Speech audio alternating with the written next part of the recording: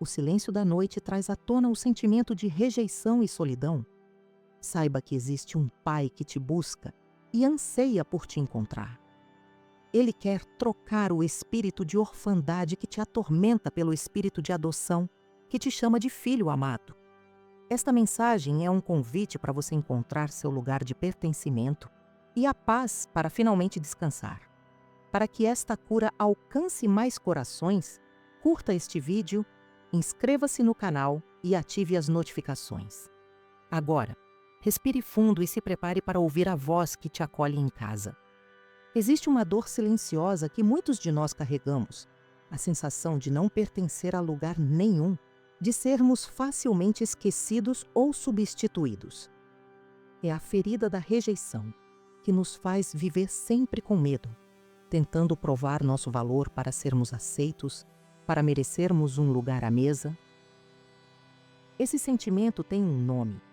É o espírito de orfandade, uma mentalidade que nos faz sentir como se não tivéssemos um lar seguro, nem no céu, nem na terra.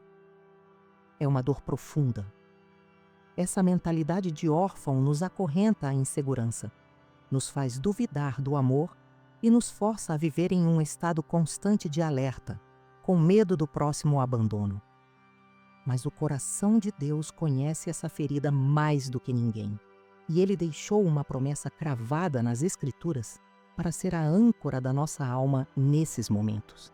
Pois no Salmo 27, versículo 10, a palavra nos assegura: porque se meu pai e minha mãe me desampararem, o Senhor me acolherá.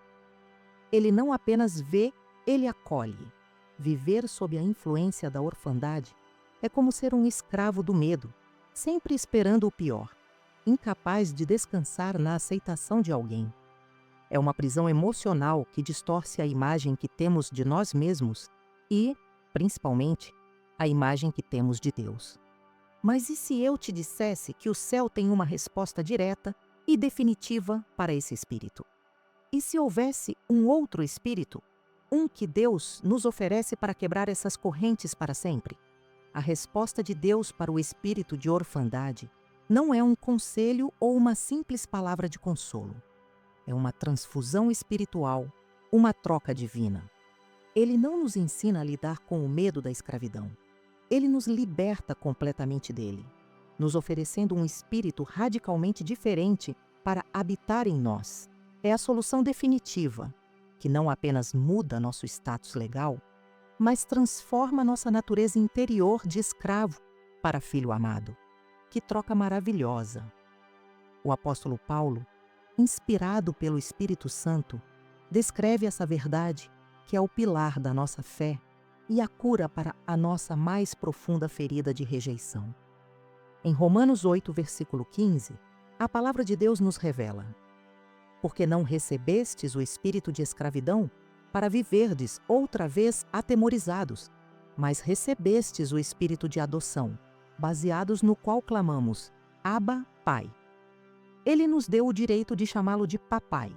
Abba é a palavra aramaica que uma criança usaria para chamar seu pai, um termo de intimidade, confiança e total dependência. Deus não nos convida a um relacionamento formal e distante, mas nos puxa para perto, para o seu colo, nos dando o seu próprio espírito para que possamos clamar com confiança: Pai, eu sou teu. Mas por que ele faria isso? Seria por pena, por obrigação? A Bíblia revela o verdadeiro motivo: a emoção no coração de Deus ao nos escolher.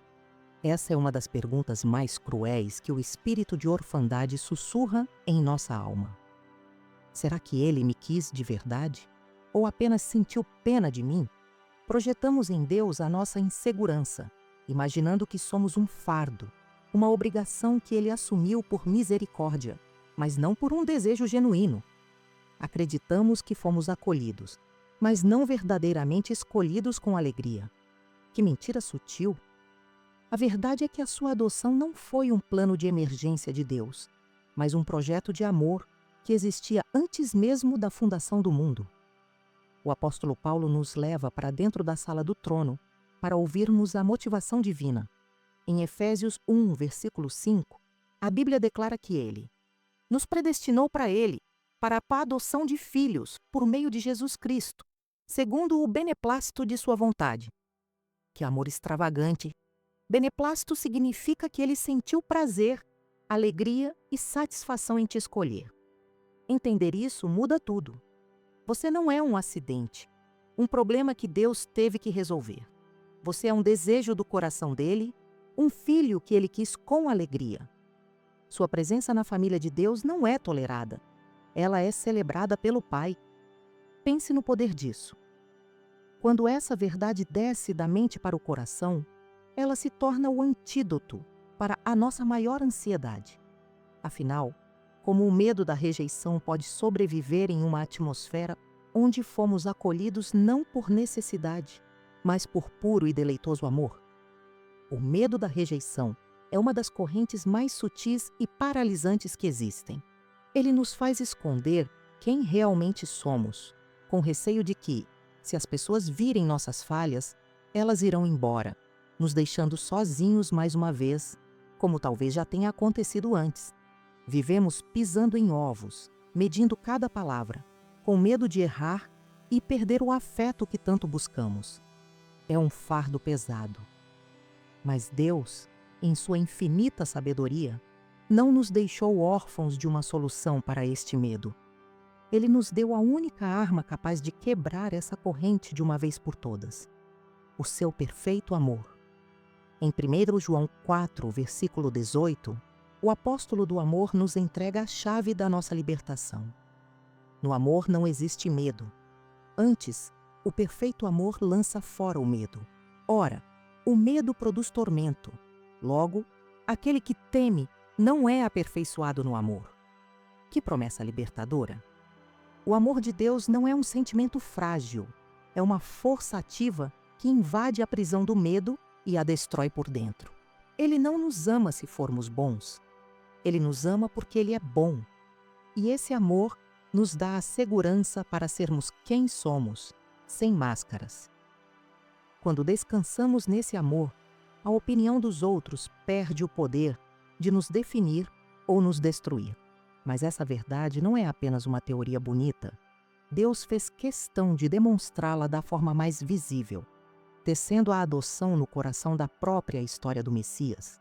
Para que não reste nenhuma dúvida sobre o valor que Deus dá à adoção, Ele a colocou no centro da história da redenção, na própria genealogia do Messias. Pense no peso disso. A linhagem real de Davi, a promessa do trono, não foi passada a Jesus pelo sangue, mas pelo laço legal e de amor de um pai adotivo, José. Deus poderia ter feito de qualquer outra forma, mas Ele escolheu honrar e validar a adoção no coração da sua maior obra.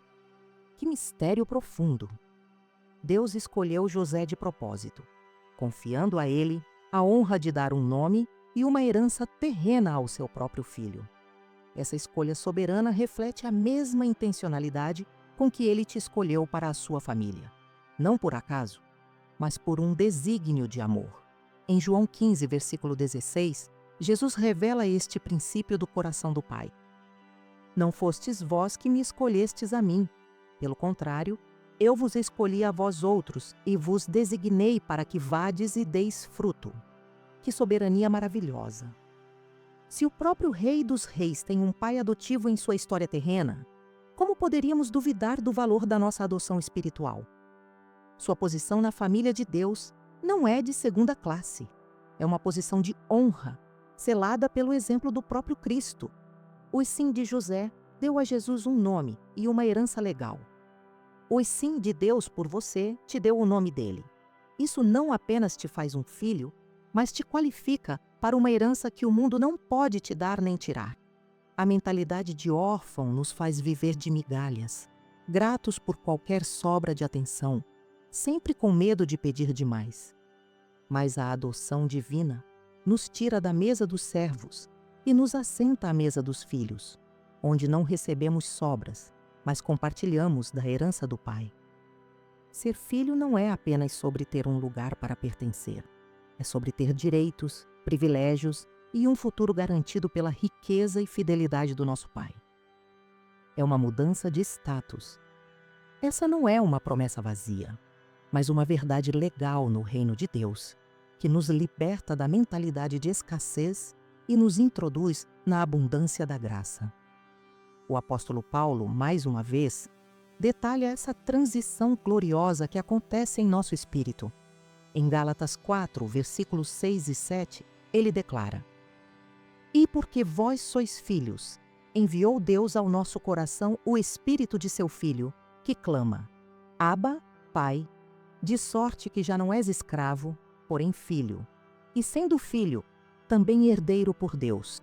Sua herança não é algo que você precisa conquistar, é algo que você recebe simplesmente por ser filho.